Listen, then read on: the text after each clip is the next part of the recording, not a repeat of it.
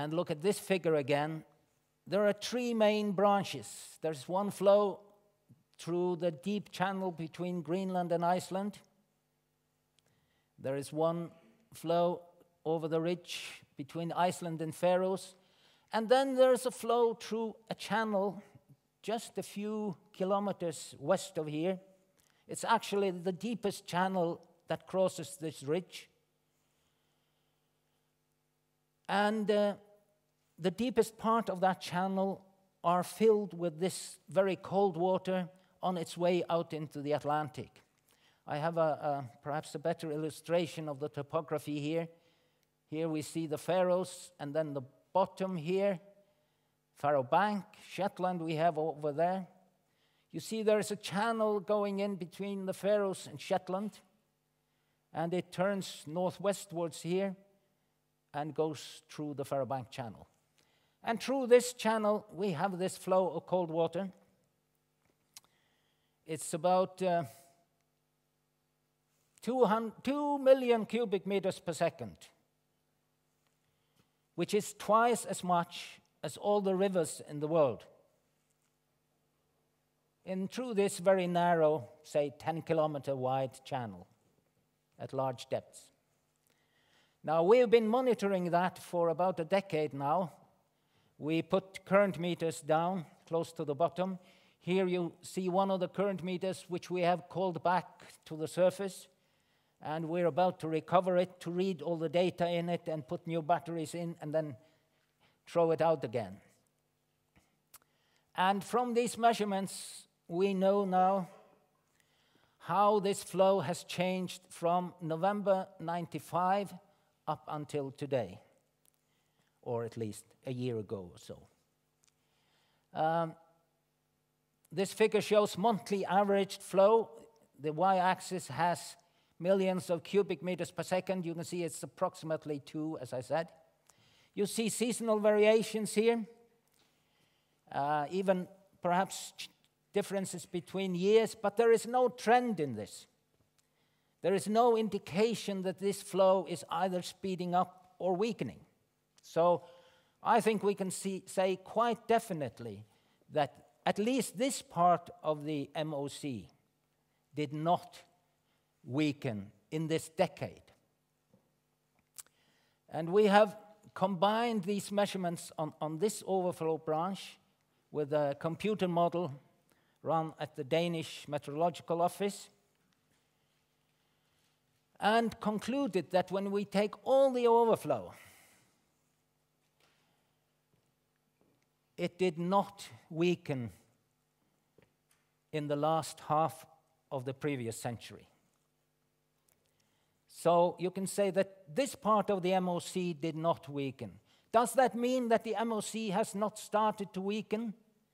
No, not necessarily, because, as I mentioned, there is also a contribution in the Labrador Sea over there. And that seems to have weakened since the mid-90s. But you should keep in mind that this component seems to have varied quite a lot in the past. So we cannot say whether this is anthropogenic, whether this is man-made, or is from purely natural causes. But it is consistent with the predictions of the climate models. And that leads me to the final question, which perhaps is also the question that most of us would like to have answered. Will this then lead to a net cooling? As I've mentioned, there has been fear of that.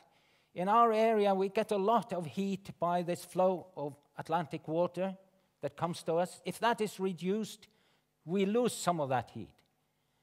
And there has been fear that this would lead to cooling over parts of Scandinavia and Europe, and the earliest climate models indicated that that would be quite likely. The latest climate models say no, probably not, because partly, I think, because most of the weakening is expected to be in the Labrador Sea, partly because, in addition to this, we have, of course, global warming, which affects the whole globe. And so the IPCC, in its last report, expects temperatures in the Atlantic region still to increase. And that's very nice to know. But we have to keep some things in mind here. These are predictions based on what we call climate models. A climate model is an immense computer program where you try to put all the different parts of the climate system into equations, which are physical equations, and then you try to solve those equations by running them on some of the largest computers in the world, running for months. And the climate models have become better and better. And I think, personally, I feel that as regards the large scale, the general conclusions from climate models, things like the world is going to get much warmer, those we can trust to a very high degree. But we should not put too much trust into the details on how will changes be in smaller regions or so. The models are not that good as yet.